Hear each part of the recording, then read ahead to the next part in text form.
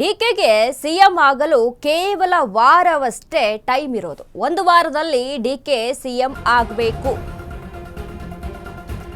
DK ಶಿವಕುಮಾರ್ಗೆ CM ಆಗೋದಕ್ಕೆ ಜಾಸ್ತಿ time ಏನಿಲ್ಲ. ಈಗ ಒಂದು ವಾರ ಮಾತ್ರ. ಒಂದು ವಾರದಲ್ಲಿ ಡಿಕೆ ಸಿಎಂ ಆಗಬೇಕು. ಇಲ್ಲ ಅಂದ್ರೆ ಮತ್ತೆ 3 ತಿಂಗಳು ಸಿದ್ದು ಸೇಫ್ ಆಗಿರ್ತಾರೆ. ಪವರ್ ಪಾಲಿಟಿಕ್ಸ್ಗೆ ಮತ್ತೆ ಸಿಗ್ತಿದೆ ಬಿಗ್ ಟ್ವಿಸ್ಟ್. ಡಿಕೆಗೆ ನನಸಾಗದ ಕನಸು, ಸಿದ್ದು ಬಚಾವ್. ಹೇಗೆ ಗೊತ್ತಾ? ಕೆಲವೇ ಕ್ಷಣಗಳಲ್ಲಿ ಉತ್ತರ ಸಿಗುತ್ತೆ ಇದಕ್ಕೆ. ನಿಮ್ಮ ಅಶ್ವವೇಗದಲ್ಲಿ ಸೂಪರ್ ಎಕ್ಸ್ಕ್ಲೂಸಿವ್ ಸುದ್ದಿಯನ್ನ ಕೊಡ್ತಾ ಇದ್ದೀವಿ. ಯಾಕೆ ಡಿಕೆಗೆ ಆಪ್ಷನ್ ಇಲ್ಲ? ಒಂದು ವಾರ ಮಾತ್ರ ಅವಕಾಶ. ನೆಕ್ಸ್ಟ್ ಏನಾಗುತ್ತೆ? ಒಂದು ವಾರದಲ್ಲಿ ಡಿಕೆ ಸಿಎಂ ಆಗಲಿಲ್ಲ ಅಂತ ಅಂದ್ರೆ ಸಿದ್ದರಾಮಯ್ಯ 3 ತಿಂಗಳು ಸೇಫ್. ಯಾಕೆ? ಯಾವ ಕಾರಣಕ್ಕೆ?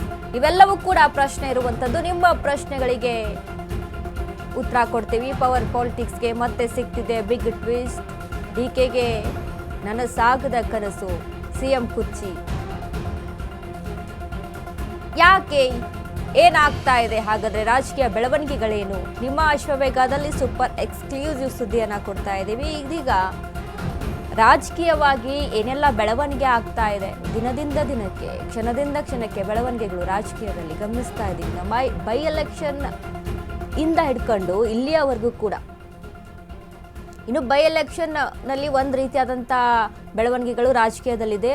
ಬೈ ಎಲೆಕ್ಷನ್ ಆದಂಥ ಮಾರನೇ ದಿನವೇ ಶುರುವಾಗಿರುವಂಥದ್ದು ಪವರ್ ಪಾಲಿಟಿಕ್ಸ್ ವಿಚಾರ ಮತ್ತೊಂದು ಕಡೆ. ಇನ್ನೊಂದ್ರ ಜೊತೆಗೆ ಕೆಲವೊಂದಿಷ್ಟು ನಾಯಕರ ರಾಜೀನಾಮೆ, ಇವೆಲ್ಲವೂ ಕೂಡ ಕಾಂಗ್ರೆಸ್ ಪಾಳ್ಯದಲ್ಲಿ ಸಾಕಷ್ಟು ಚರ್ಚೆಗೆ ಗ್ರಾಸವಾಗಿರುವಂಥ ವಿಚಾರ.